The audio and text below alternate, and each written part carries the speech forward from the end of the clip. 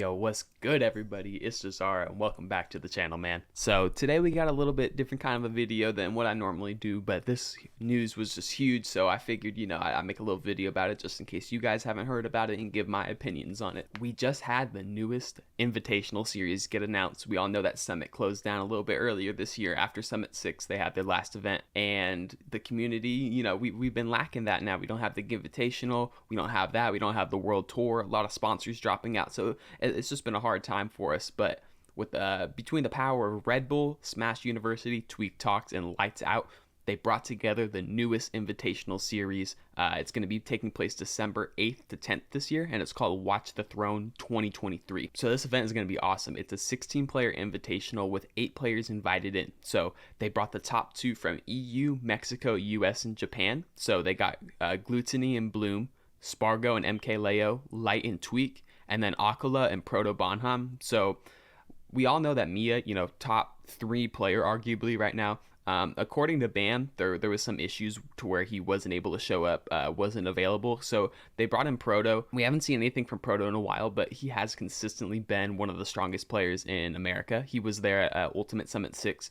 I believe he got 4th at that event, almost beating Akala, beating Tweek in pools. He lost to 1st and 2nd place, so can't really complain about that. But I was surprised that they decided to go with him over a player like Shuton or Kameme, who have been having really great seasons this year. But it's that NA bias, I think, because he was at Summit as well, Just from those 8 players invited, we got Gluttony and Bloom, who are 2 of my favorite players. Bloom especially hasn't been to a US tournament since last year at Double Down. So by the time this invitational happens, it's going to be well over a year, probably a year and a half at that point, since he's been to the US. And then the other 6 players are very self-explanatory, 6 of the best players in the world. But there was a lot of people that we didn't see get invited. So notably from Europe, we didn't see Siski, Lugi, or M4E. From Mexico, we didn't have SkyJ or Meister.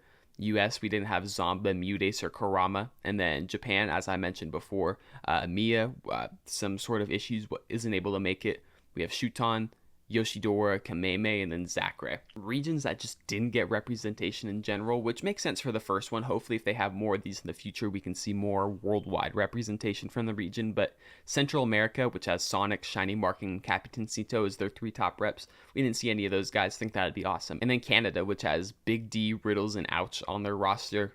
We don't see any of them make it into this event. But I think in the future, if they were to expand this out, think that could really work out. So along with these 8 players that they invited, an additional 8 players are going to be making it into the event, rounding it out at a 16-person bracket. So 4 are going to be able to make it in through qualifying spots. It's going to be the top 2 highest placers at Super Smash Con 2023, which is August of this year, the highest placing non-invited player at Port Priority 8, which is in November, and then the highest placing non-invited player at Let's Make Moves Miami, which is going to be in October. And then Let's Make Moves Miami, funnily enough, is a Steve banned event, but the Invitational is going to have Steve legal, so it's interesting that they decided to pick that as one of the ones in the circuit. For Miami, though, all that really does is, maybe takes out the opportunity of someone like Onan to make it into the event through that, but we've seen at tournaments like Crown that Onan could probably just qualify just from making it through the bracket. He's a great player. On top of the 4 qualifying spots, 4 players are going to be able to make it in through a voting process, which they haven't announced too much about yet, but 4 players are going to be able to make it in. Before we get into that, though, I want to talk about the players that I think are going to make it in through qualifying. So the hard thing about this is that it is a 3 NA events only. There's no Japan or EU qualifiers for this one, at least. So outside of maybe Super Smash Con, which, one of the biggest tournaments of the year, we might not see too many international talents be able to make it out and try and get a chance outside of, maybe some of the players from Mexico or Canada who are already in North America. But the 6 players I think have a really good chance of taking up these 4 spots is going to be Zomba, Shuton, Sonics, Riddles, Karama, and then my wildcard's Quid to be able to make it in. So Quid just went on a really good run a couple weekends ago at this regional high res where he beat a bunch of the Tri-State's best players along with Louis Money. So it was just nice to see Quid back in form. He had some a little bit lower than expected placements this year, but last year he was really popping off at Let's Make Big Moves 2022 and then Collision 2022. But at the end of the day, I don't know who exactly is going to be going to Super Smash Con, so I'm going to give my votes based off of NA reps only. So I'm going to give it to Zomba, Sonics, Riddles, and Kurama. I would say that those are the 4 players that I'm expecting to make it in through the qualifying. For the voting players, there's a couple different avenues that this can go down. So I can only assume that you're going to have to make top 64 at a S tier or win / top 8 like a B or A tier to be able to qualify for this, since the idea is it's the best of the best players, right? On top of that, I don't know if it's going to be stream voting, like, you know, people are going to be campaigning for themselves and whatnot, but I think that Gact has a really good chance of making it in. Not only is he one of the biggest Smash streamers in general, not just in Japan, but he has that whole Japanese audience with him. He's, you know, generally like top 50 player, at least. I believe on the Ether rank he was ranked number 27 or 28, so top 30 player at that. Definitely fits into this category of very good players. Along with that, you know, a lot of Ness fans out there maybe want to see him. I could definitely see him getting in. To continue with the theme of Japanese players, I think that T has a really good chance of making it in. Top 5 player last year, you know, top 15, 20 player this year. But T's a part of Zeta Division 1, which has not only Gact, it has Akola, who's already in the event as well. So I feel like they're going to be pushing, try and get, you know, all 3 of their players out there if they can. Somebody that I would love to see voted in, and I think would have stand a really good chance in this tournament is Zachary. Zachary is a legend within Japan. He was the best player for the first couple years of Ultimate out there, so a lot of players have a lot of respect for him. He's still an absolute beast. He might get 33rd sometimes, but I believe he has 2 third places at Umabara or Kogribi. Correct me if which one of the 2 it is, back to back as well. And one of them he almost got second at. He got reverse 3-0'd by Asimo in grand finals, and that was like a really close last hit game 5 set. So it could have gone either way right there. But I think Zachary would be a perfect person to have in this event. A legend of the past. Obviously, we have a lot of the guys who have stuck out for a long time throughout Ultimate in this. I think that he would just fit right in with the roster.